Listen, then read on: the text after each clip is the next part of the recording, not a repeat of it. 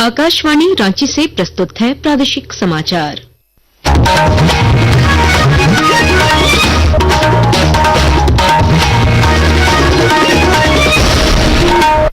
नमस्कार, प्रादेशिक समाचारों के साथ मैं कामिनी। प्रधानमंत्री नरेंद्र मोदी ने आज राष्ट्रीय पंचायती राज दिवस पर बिहार के मधुबनी से देश की सभी पंचायती राज संस्थाओं और ग्राम सभाओं को संबोधित किया। श्री मोदी ने अपने संबोधन से पहले पहलगाम आतंकी हमले पर दुख व्यक्त किया और मृत लोगों के प्रति श्रद्धांजलि अर्पित की। उन्होंने कहा कि देश में पंचायतों की तस्वीर बदल रही है। 2 लाख से ज्यादा पंचायतों को इंटरनेट से जोड़ा गया है। मौके पर श्री मोदी ने विशेष श्रेणी राष्ट्रीय पंचायत पुरस्कार 2025 भी प्रदान किए। बीते दशक में पंचायतों को सशक्त करने के लिए एक के बाद एक कदम उठाए गए। टेक्नोलॉजी के माध्यम से भी पंचायतों को मजबूत किया गया। 2 लाख से ज्यादा ग्राम पंचायतों को इंटरनेट से जोड़ा गया। 5.5 लाख से ज्यादा कॉमन सर्विस सेंटर गांवों में बने। रामगढ़ जिला समाहरणालय में राष्ट्रीय पंचायती राज दिवस के अवसर पर विशेष कार्यक्रम का आयोजन किया गया। मौके पर प्रधानमंत्री नरेंद्र मोदी की अध्यक्षता में आयोजित राष्ट्रीय कार्यक्रम का सीधा प्रसारण भी किया गया। कार्यक्रम में जिला पंचायती राज पदाधिकारी निशा कुमार सिंह ने पंचायती राज व्यवस्था की महत्ता और उद्देश्यों की जानकारी दी। साथ ही उप विकास आयुक्त ने उपस्थित लोगों को जागरूकता शपथ दिलाई और पंचायत व्यवस्था को सशक्त बनाने की अपील की। जम्मू कश्मीर के पहलगाम में हुए पर्यटक नरसंहार के विरोध में खूंटी जिले में विभिन्न हिंदू संगठनों के आह्वान पर आज शांतिपूर्ण बंद रहा। शहर की सभी दुकानें, व्यापारिक प्रतिष्ठान और बाजार बंद रहे। हालांकि वाहनों की आवाजाही और आवश्यक सेवाएं सामान्य रहीं। बंद को लेकर जिला प्रशासन ने सुरक्षा के पुख्ता इंतजाम किए और कहीं कोई अप्रिय घटना की सूचना नहीं है। बंद समर्थकों ने केंद्र सरकार से आतंकवादियों के खिलाफ त्वरित कार्रवाई की मांग की है।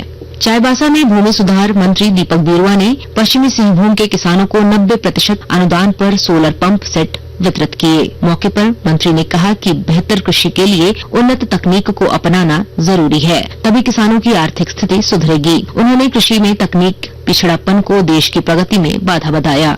90% अनुदान पर ये पंप सेट उपलब्ध कराया जा रहा है और जिस तरीके से बिजली की खपत आपका नहीं होगा बल्कि सोलर से ही आप उनको चला सकेंगे और आपको किसानी काम करने में थोड़ा सुविधा होगा।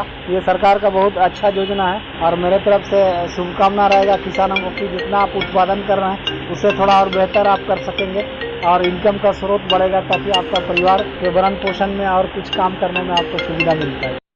भारत के कोयला क्षेत्र को पुनर्जीवित करने की दिशा में एक निर्णायक कदम उठाते हुए कोयला मंत्रालय ने भूमिगत कोयला खनन को बढ़ावा देने के उद्देश्य से कई परिवर्तनकारी नीतिगत उपायों का शुभारंभ किया है। ये साहसिक सुधार उच्च पूंजी निवेश और दीर्घावधि की पारंपरिक चुनौतियों का समाधान करने के साथ साथ सतत विकास के व्यापक दृष्टिकोण के अनुकूल कोयला पारिस्थितिकी व्यवस्था को आधुनिक बनाने के सरकार के संकल्प की भी पुष्टि करते हैं। भूमिगत खनन उपक्रमों के लिए अनिवार्य अग्रिम भुगतान की आवश्यकता को पूरी तरह से समाप्त कर दिया गया है। यह उपाय एक महत्वपूर्ण वित्तीय बाधा को दूर करता है, निजी क्षेत्र से व्यापक भागीदारी को प्रोत्साहित करता है और परियोजना के त्वरित कार्यान्वयन की सुविधा प्रदान करता है। प्रादेशिक समाचार आप आकाशवाणी रांची से सुन रहे हैं। हजारीबाग जिले के दारू थाना क्षेत्र के पिपचो के पास एक पिकअप वाहन के खड़े ट्रक से टकराने से 2 महिला मजदूरों की मौत हो गई और आधा दर्जन से अधिक मजदूर घायल हो गए। घायलों का इलाज शेख भिखारी मेडिकल कॉलेज में चल रहा है, जबकि पुलिस मामले की जांच में जुटी है। झारखंड में गर्मी का प्रकोप लगातार बढ़ता जा रहा है, जहां राजधानी रांची में तापमान 39 डिग्री सेल्सियस तक पहुंच गया है। मौसम विभाग ने आज और कल राज्य के दक्षिणी जिलों में हीट वेव और 26 अप्रैल को 9 जिलों के लिए लू और तेज आंधी का येलो अलर्ट जारी किया है।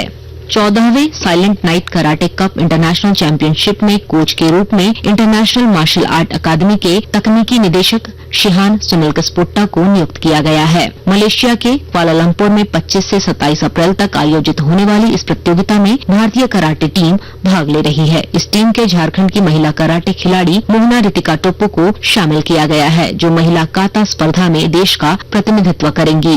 कोच सुनील कस्पोट्टा ने बताया कि टीम पूरी तरह तैयार है और अच्छे प्रदर्शन की उम्मीद है। उनके कोच बनने पर ईमा अध्यक्ष अनिल कस्पोट्टा समेत कई लोगों ने शुभकामनाएं दी हैं। इसके साथ ही आकाशवाणी रांची से प्रादेशिक समाचार का ये बुलेटिन समाप्त हुआ। अगला प्रादेशिक मुख्य समाचार शाम 4 बजे प्रसारित किया जाएगा। नमस्कार।